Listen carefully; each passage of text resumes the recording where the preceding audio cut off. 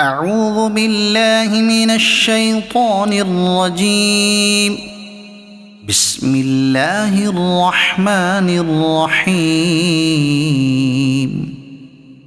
والضحى والليل إذا سجى ما ودعك ربك وما قلى وللآخرة خير لك من الأولى ولسوف يعطيك ربك فترضى ألم يجدك يتيما فآوى ووجدك ضالا